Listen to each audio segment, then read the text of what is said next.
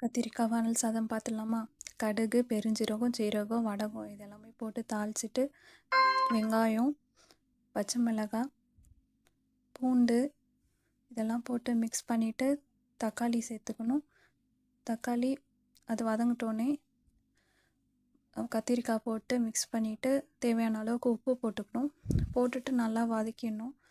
ஒரு 30 செகண்ட் கிட்ட மூடி வச்சுட்டோன்னா நெக்ஸ்ட் வந்து மசாலா சேர்த்துக்கலாம். மசாலாவுக்கு வந்து மஞ்சத்தூள், மிளகாய்த்தூள், பெப்பரு, ஜீரகம் பவுடர் அதெல்லாம் போட்டு நல்லா மிக்ஸ் பண்ணிவிட்டு ஒரு 30 செகண்ட் கிட்ட நல்லா வதக்கிட்டு தண்ணி மிக்ஸ் பண்ணிக்கணும்.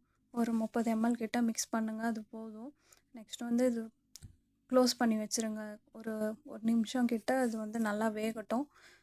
எம்மியான 2 மினிட்ஸ்லேயே வந்து ரெடி ஆகிடும். ஆஃபீஸ் போகிறவங்க, காலேஜ் போகிறவங்க இல்லை ஸ்கூல் லஞ்ச் பாக்ஸ் கூட பேக் பண்ணலாம். சூப்பராக இருக்கும். ட்ரை பண்ணி பாருங்கள். எத்தனை பேருக்கு வந்து கத்திரிக்காய் வானல் சாதம் பிடிக்கும்னு சொல்லிட்டு கமெண்டில் சொல்லுங்கள். பார்க்கலாம் யாருக்கெல்லாம் பிடிக்குதுன்னு சொல்லிட்டு. தேங்க்யூ.